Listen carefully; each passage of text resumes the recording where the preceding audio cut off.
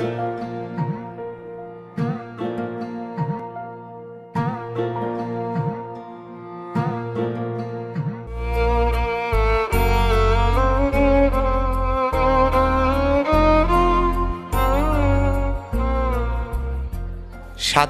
জাতি হিসেবে বাঙালির আত্মপ্রকাশ ও পৃথিবীর মানচিত্রে সার্বভৌম দেশ হিসেবে বাংলাদেশের অভ্যুদয়ের আলোকোজ্জ্বল দিন আজ।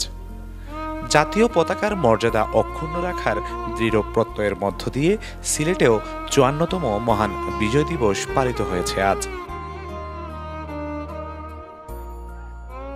সকাল থেকেই জাতির শ্রেষ্ঠ সন্তানদের শ্রদ্ধা জানাতে সকল শ্রেণী পেশার মানুষের ঢল নামে সিলেট কেন্দ্রীয় শহীদ মিনারে।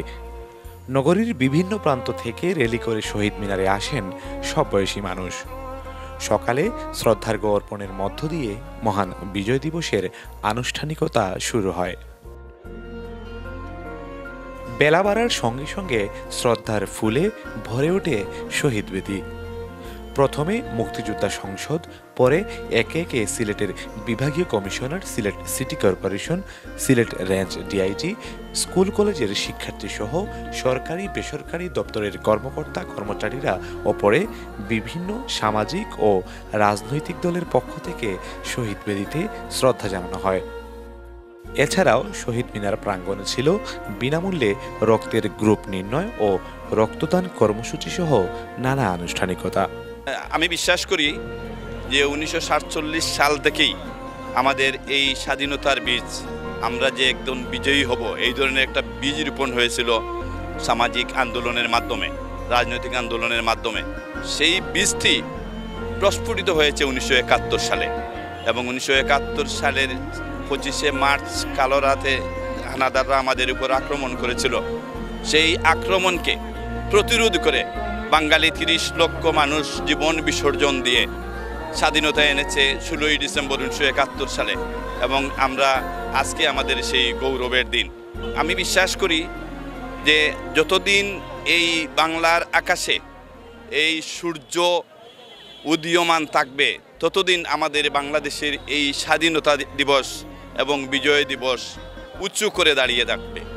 রাজনীতি থাকতেই পারে, একটা দেশে অনেক দল থাকতে পারে, মত থাকতে পারে, ভিন্নতা থাকতে পারে, কিন্তু এই বিজয় এবং যুদ্ধের ব্যাপারে আমি মনে করি সকল দলকে একইভাবে সমানভাবে অংশগ্রহণ করে এই বিজয়কে মাথার উপরে দাঁড় করানো উচিত। আমি নতুন প্রজন্মকে বলবো যে আমরা ৩০ লক্ষ মানুষ জীবন বাজি রেখে আমাদের জন্য এই স্বাধীনতা এনে দিয়েছে, এই বিজয় এনে দিয়েছে। তোমরা সবাই শুনবে, বইয়ের পাতা দেখলে বুঝতে পারবে যে কী ধরনভাবে রক্ত দিয়ে মানুষ এই স্বাধীনতা অর্জন করেছে, এই বিজয় ছিনিয়ে এনেছে।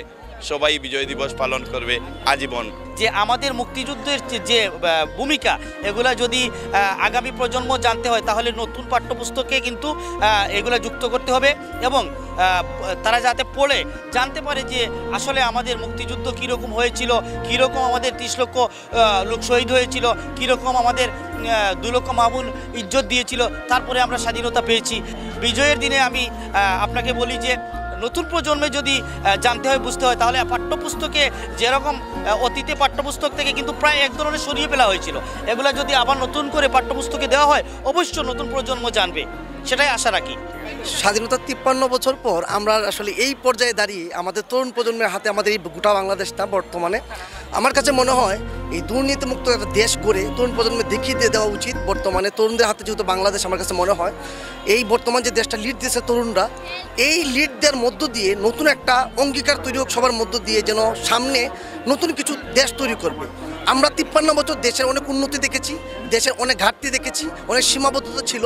আমি চাই সীমাবদ্ধতা থেকে বের হয়ে এখন নতুন তরুণ প্রজন্মরা ভালো কিছু করবে এবং দেশকে সামনের দিকে আরও যুগান্তরের যে পরিসীমা ছিল এই পরিসীমার বাইরে চলে যাবে, এবং সেটা ভালো কিছু একটা অঙ্গীকার নিয়ে এগিয়ে যাবে। বিজয় দিবসকে ঘিরে শহর জুড়ে যেন বইছে এক উৎসবের আমেজ, আর এই আনন্দই কেবল বলে দেয় কত শত প্রাণের বিনিময়ে আমরা পেয়েছি এই রক্তিম স্বাধীনতা।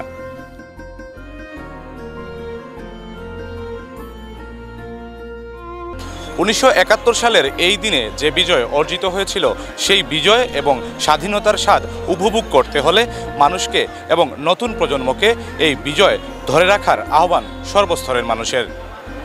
জয়রা হিমেল, স্টার টিভি, সিলেট।